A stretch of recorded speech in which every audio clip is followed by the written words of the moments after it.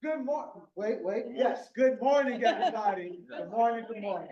Thank you all for joining us. We just had to scramble because we have a good problem right now. I was not expecting this many people to show up to our session, which is why there were only like 5 tables out. So thank you for coming. Thank you for seeing value on what it is that we have prepared and what we want to talk about today. So thank you. Brian, can you hit the next slide for me? So we're using the new slide deck for this season, and this session is called Failing First, Redefining Success. Initially, it was redefining what it means to win. That was too many words. Redefining success. We got to focus on what the big picture is because we've been noticing some things shifting in our culture. So I am Isaiah Mariner. I'm the director of FRC with First Chesapeake. I am joined by Shelly Stoddard, our director of FTC. And let's get into what we have for today. First, I would like to start this off with a quote. When I was a teacher up until like October, I used to do this thing in class called Moms, Moments of Motivation. I would start every class with a quote, talk about this person, use it as a time for just break the ice, give them something to rearrange their thoughts and help them get right. And for us today, I wanted to do this one from Will Smith. Fail early, fail often, fail forward. Too many of us have a negative relationship with failure. So therefore it hurts the things that we do and it negatively impacts how we move through this world. The reason why we got to have this conversation today is because we've been noticing a negative impact in our culture as we've been moving through. And that's not something that we want to continue. So let's keep it going. Thank you, Brian. So today we're going to get into a couple group activities. That's part of why there was candy laid out. Once you do that, you can eat it. It's fine.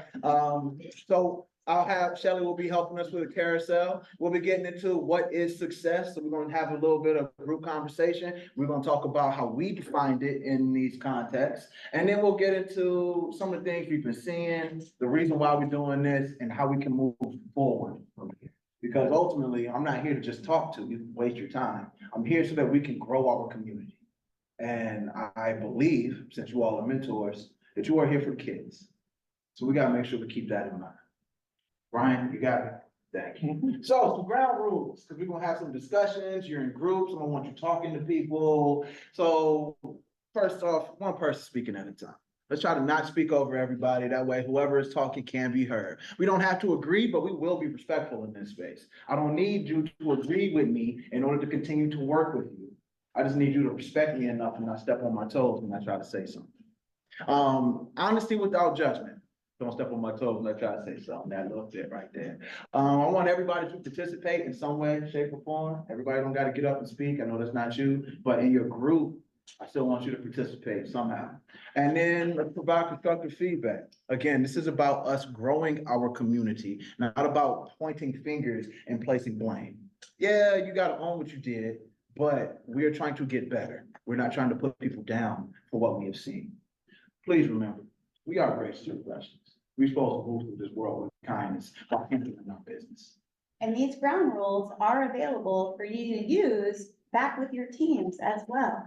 To use for self-reflection, team reflection, opportunities to work with your parent groups who volunteer, and in a way to ensure that all voices are heard. So feel free, once the session is done, these slides will be available, and you can use those for your team time as well. All right, Brian, next slide for us, please. After they finish taking the photo. All right. So now we're gonna get you up out of your seats for a minute. You've been sitting a long time. And so you have some candy in front of you. This candy will correlate to almost equal groups around the room. All right, so now that you guys are in groups that are relatively equal, if they're not equal, it's okay. The next stage will be to, one, talk among your group about how you as a team and coach define success. Talk about what it means to have a winning season, and then any sort of goals that you all generally set for a season, jot those down. So those of you who are on the like shiny wall, you can use the dry erase marker that is somewhere in that vicinity in order to write directly on the wall. the Butterfinger and the Starburst group, you're writing with the marker that was on the floor. You need one person to record, and then you'll want at least one or two people to share out, like your top couple of things once we come back together as a group. All right? So we're gonna set the timer for 5 minutes for discussions, jot some things down, and then we're gonna share out. What does success mean? What's a winning season like? And what goals do you all set? We're gonna be sharing out, like your top 3 things you want to share with the group. So again. Excuse me, everybody. Excuse me. Please, it's time for us to respect the floor. We about to move into our Here we group go. share. There we are. Okay, so what we're gonna do now is each group is going to highlight some of the things that they spoke about in their group. So what we're looking for is, what does success mean? What does winning mean? How do you share with your students, and how do they interpret what winning means for them? We're looking for that information. So choose your top 3 things that you would like to share from your group brainstorm. We'll just go in numerical order. Tag.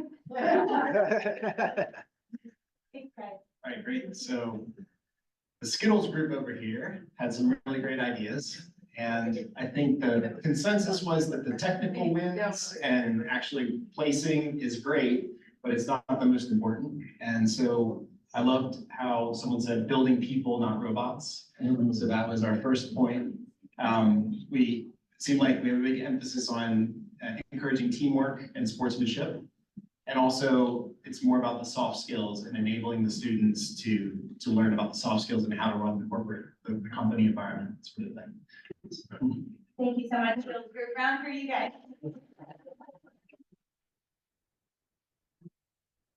M&M group. So over here, the best group, the M&M group. Not about winning.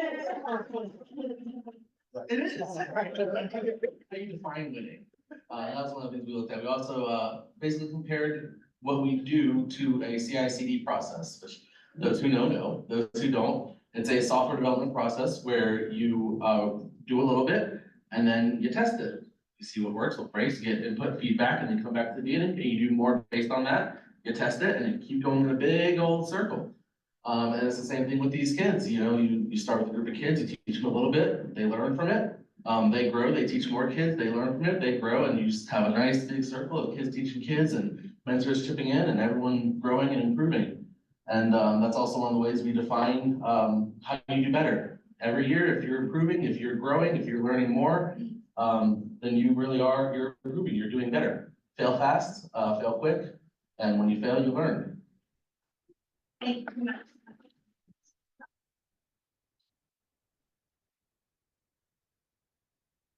you. So. Oh, sorry, I'm going in the wrong order. Forgive me. I'm going in a circle. Group 6, go. Okay, we talked about more about what success means and setting goals and making sure we set goals that are measurable, achieving growth within a season and learning, and also making sure the kids know that what we do with them is trying to save the world as engineers and as STEM people, and also, you know, embedding in them teamwork and cooperation, which I've been dealing with a lot. That is awesome. Thank you so much. Ms. Pitt. Go ahead, Selena. Take it away.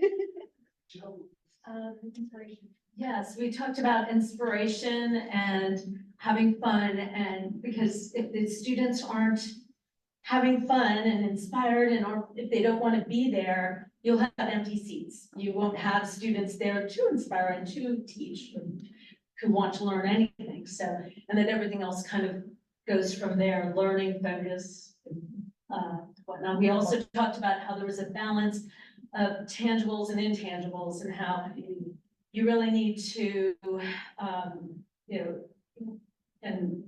have, you can have a losing season, but if everyone is still supportive of each other and is still having a positive attitude about being there and knows why they're there and still feels purpose, then that was success. That is success.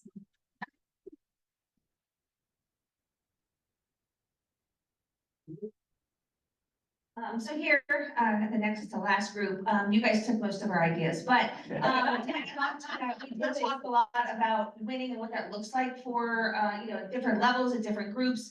And we talked about the fact that it really is very dependent on who your kids are, who those kids are sitting in front of you. If you've got a brand new group of kids coming in, all those, young students, just starting up, it just may be getting a robot through the competition that works. For kids who are more advanced, it's all about every kid wherever they're at, meeting and learning and growing from that point.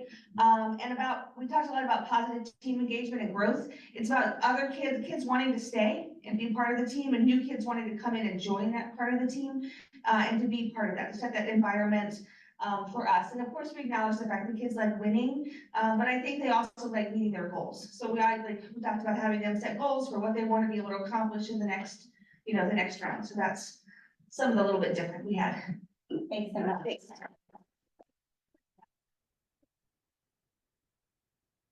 Hi, yeah, so in our group, we talked about having the students set their own goals so they could learn how to set those goals and then helping them meet those goals. That's part of what we thought success should be.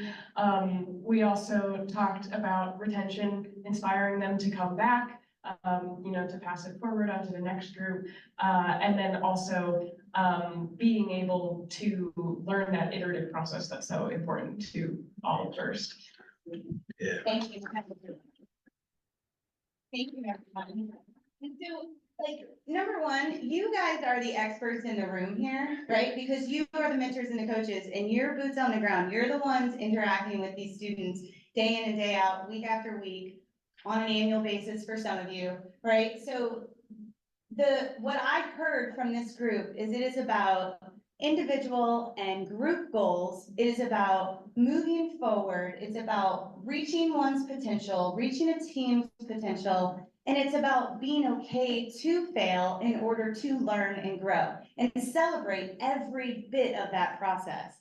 And so Chesapeake has some definitions Yes. that we just came up with. All right, so, everybody want to go back, you can take your seats again. Thank you for working with us, I appreciate that. You heard a lot of really good stuff.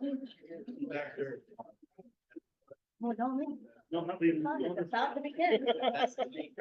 Right. Oh, yeah, definitely gotta take pictures for the event.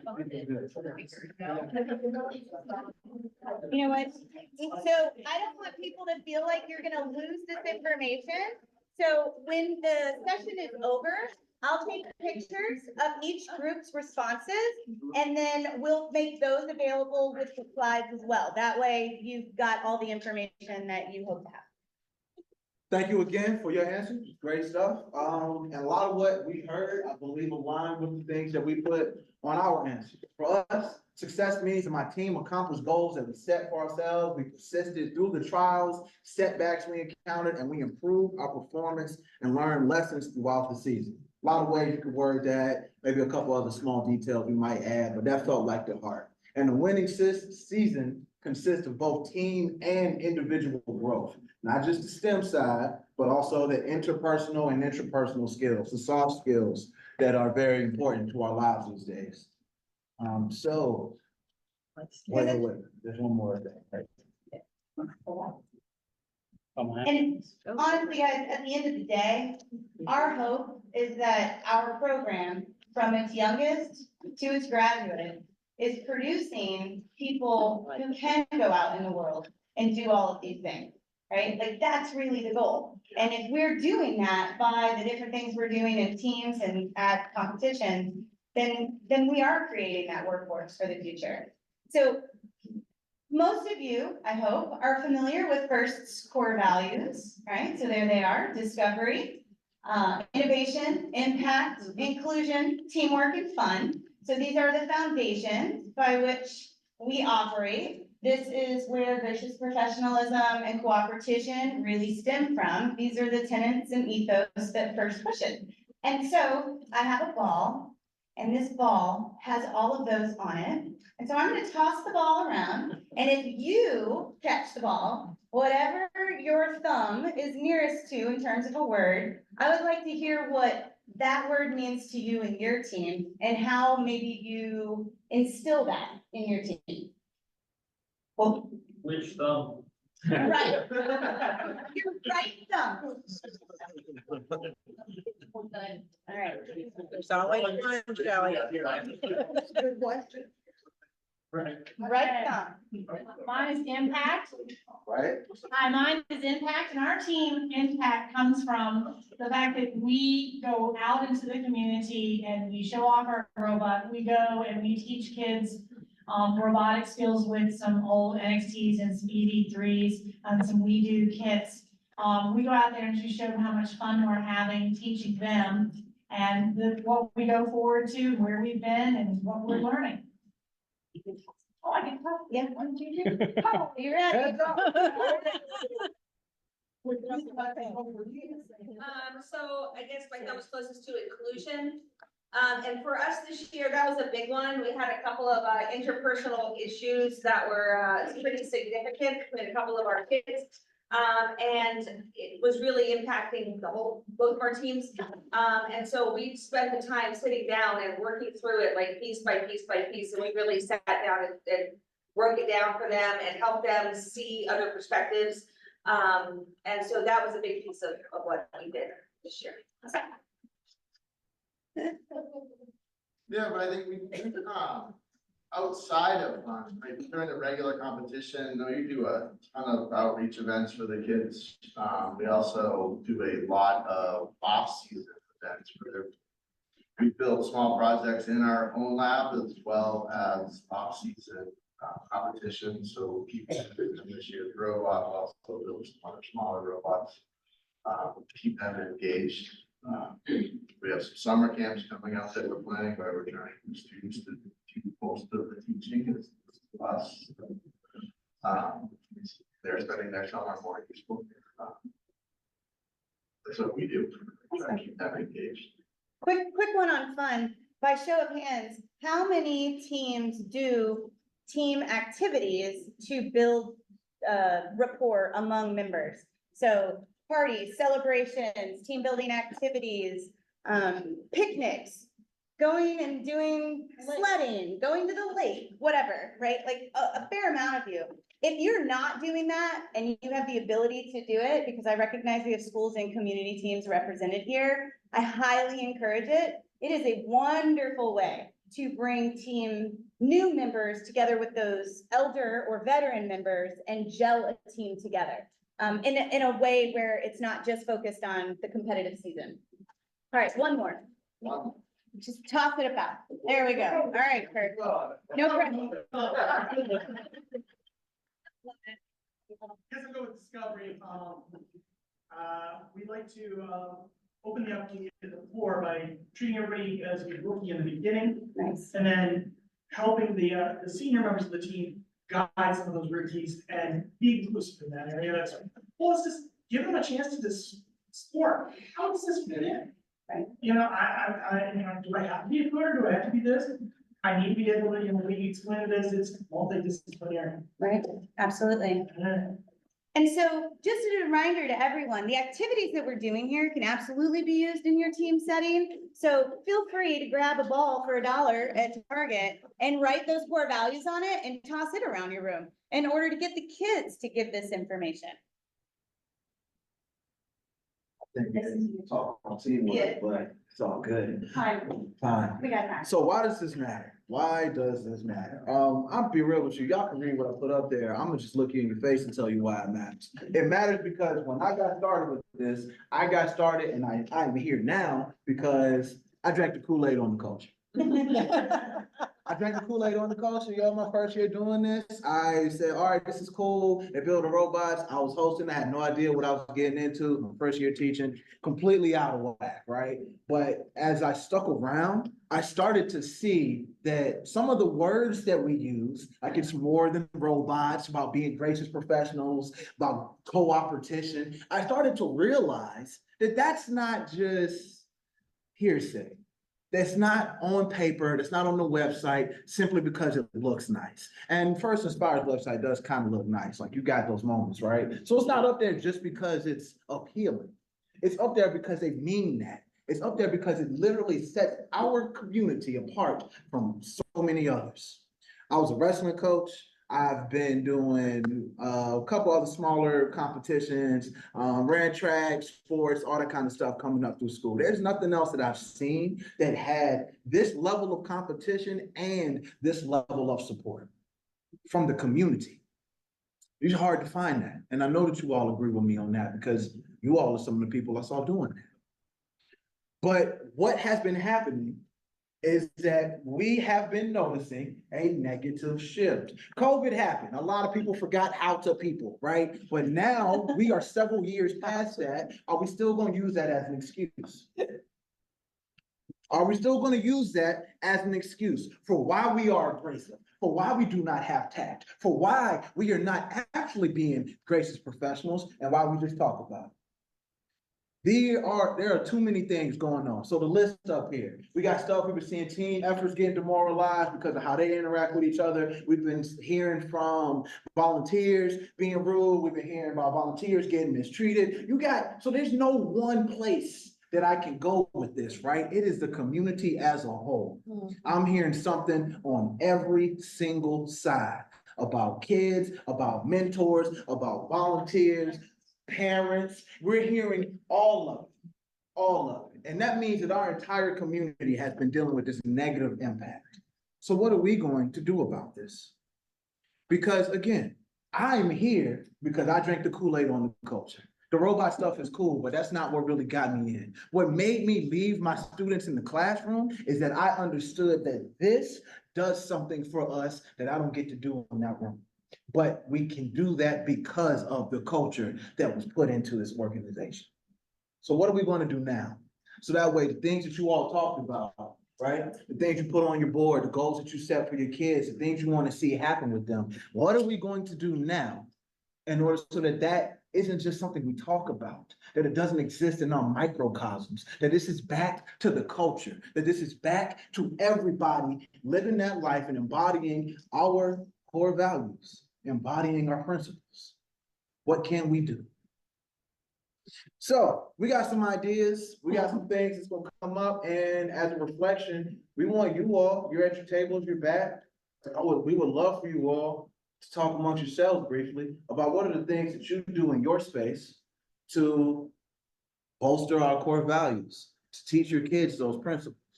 What are the types of things that you would like, that you do or would like to do? And this is where earlier I talked about being honest and not being negative towards anybody, because there may be some things that you are not doing, and in this conversation, you realize that.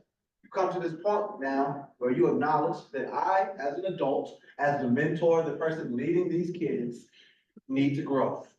Because I too been making mistakes. I've been having to face that. So I'm not coming to talk to you about this and then looking at myself either. I looked at myself well before we prepared this, so that way I can give you something real.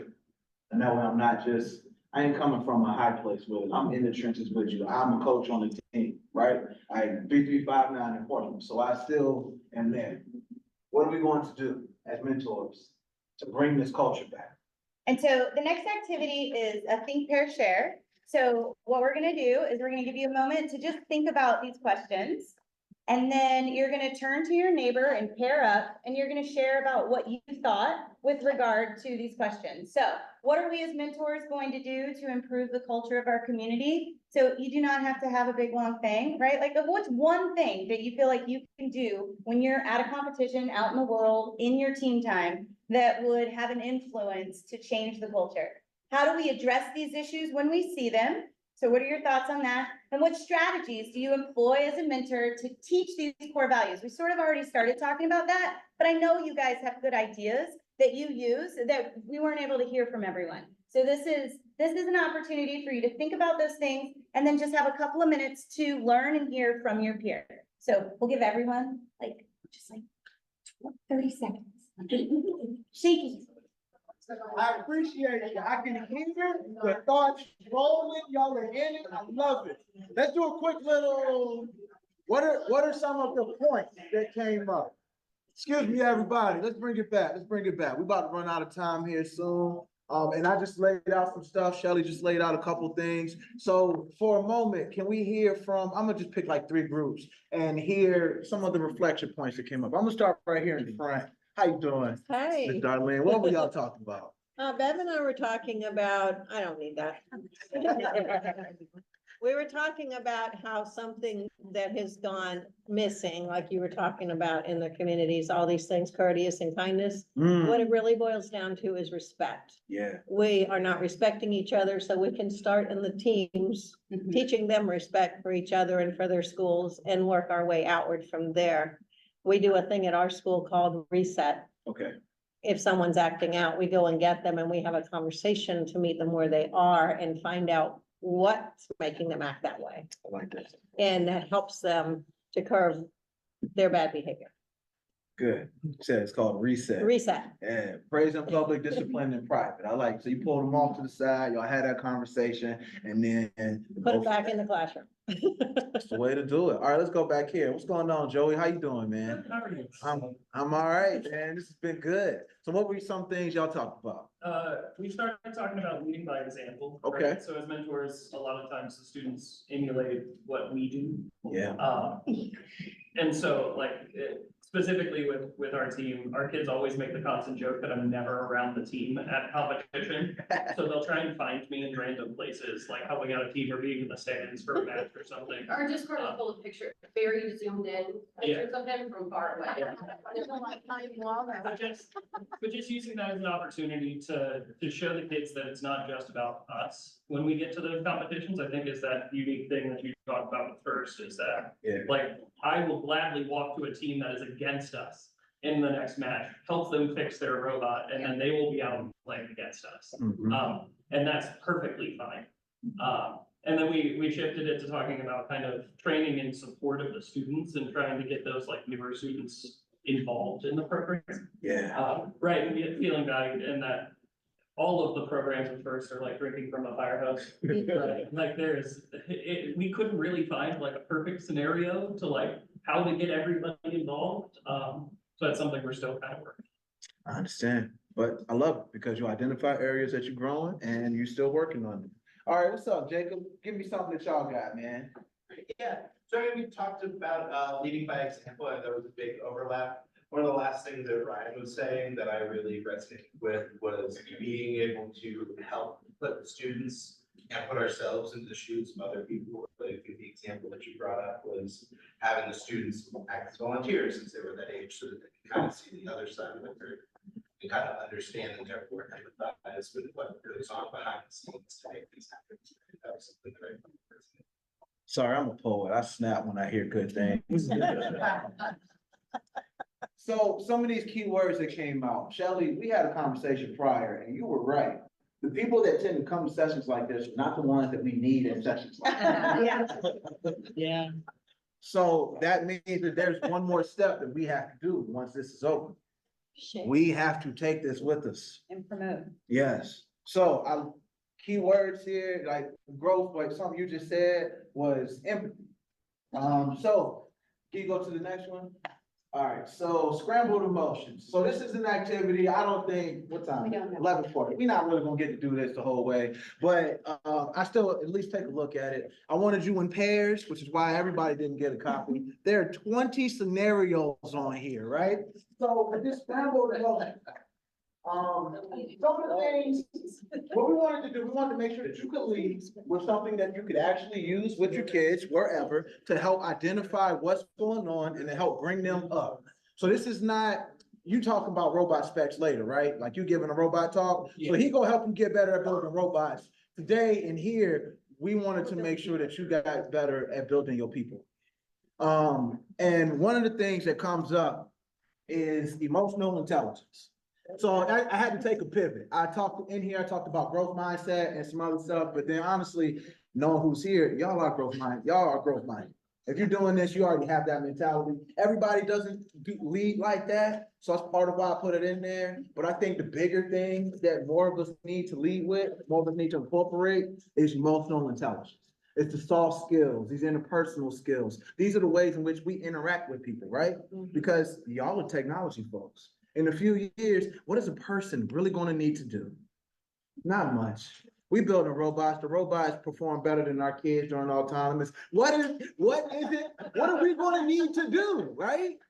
You're gonna need to be able to be good with people. If you aren't good with people, then you're gonna be missing. And AI or a robot is gonna be doing the thing that you could do. So with scrambled emotions, something I got out of emotional intelligence piece, also a self-awareness one. There are a bunch of different scenarios up here. I'm gonna just pick 3 of them. The rookie mistakes we all make. A new team member accidentally breaks a vital part, leading to a group learning experience. It'll only take 15 minutes optimism. Yeah. Had to put that one in there. And then the competition day curveball. Unexpected element on the competition field throws off teams' pre-planned strategies. Best example of this one I got was, so that was before I got started. I was gonna say Steamworks, and that first couple competitions, the thing was cutting the rope, so robots was falling, once they started hanging, oh my God. But even still, there's some, so these are things right here. What I wanted you to do with this is to pick several of these scenarios like I just did, and then to go through and talk about the emotions that one might feel in that moment. We talked about negative things happening, and the reason why I brought this up is because we don't often pay attention to the emotions that we are acting out of when we get in stressful situations. Later on, when you come back, you think about it, all right, boom, you're fixing it. But we got to start to do this in the moment, which is why self-awareness is important. So you want to start to have some of these things, bring this stuff up with your kids. That way they can better regulate their emotions. And also we can better regulate our emotions. I am not perfect at that. So growth point. All right, my bad. Next up, because. And so because of time, one of the things that we want to make sure you guys have in your toolkit is several different activities and strategies that you can take with you. So the scrambled emotions is one example. This is something that can be done in any team setting. If you're using it with littles, then you're probably going to pick your scenarios a little bit differently. This is definitely geared more towards middle and high school, but this isn't just about your students. It can be used with new coaches coming on board. It can be used with families and parents whenever they come into a situation, preparing them for what it's like to go out into a competitive situation and what competition really means in first, because it isn't the same as going to a basketball game. It simply isn't. And so making sure that those involved understand that, this is a great way to do that. With regard to that, these are some additional strategies that we would like to encourage you to explore. So first and foremost, if you see something, say something, but make that courageous conversation respectful, right? So if you see someone, maybe it's a team member, maybe it's an adult that you're familiar with. If you see them doing something that you're like, man, that does not align with thirst, then take a moment and be like, hey, I noticed earlier this thing. I wonder if we did it like this, if the outcome would be different, right? Be that leader. Practice the way you want to perform. So I'm the director of FTC, and I'm gonna put all my FTC folks on point. I cannot tell you how much time I spend asking people to put safety glasses on. I don't know why I have to ask everyone. All y'all should be using them in their sessions.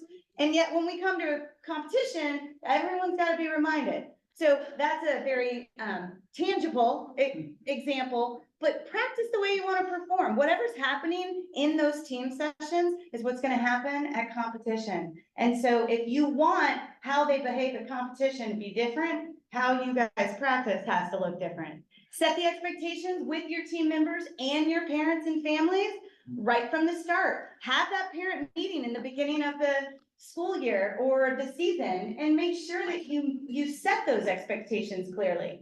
Make sure that core values and the first philosophy is being taught. When you click that QR code will take you to a list of core value activities. There's some that can be used like the ones you see on your table, group juggling, paired drawing activity called no peeking. There's a list of ones all related to Legos. that you can do with all ages, because I promise your 17-year-olds love Legos too. And then we also have a list of growth mindset practices that are geared towards some reflection about our own behavior, but also for our students. Lastly, guys, I can't say this enough, let's try and believe the best of people.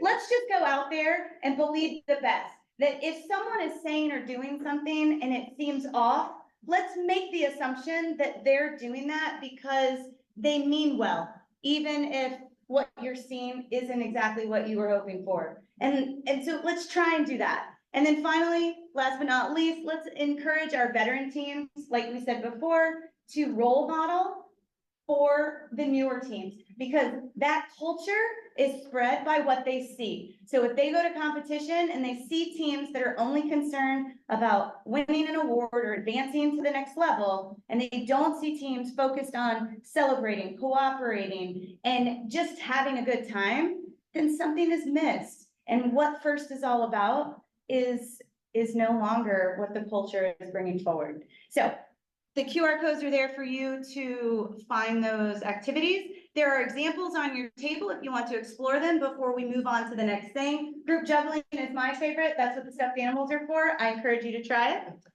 There's also no peeking as a drawing activity. There's a Lego activity and then the scrambled emotions activity. So feel free to take advantage of those. We are so thankful for you guys coming to our session. We hope that you've got a few things that you can walk away with as a coach and a mentor to implement off season and into the next season. And then we have an exit slip on the next piece that we would love to get your feedback on as well. And again, all of these things will be shared with you. I'm gonna go around and take pictures right now. Thank you. Thank you so much for coming to this. And we look forward to you guys setting the example at the next competition. Thank you.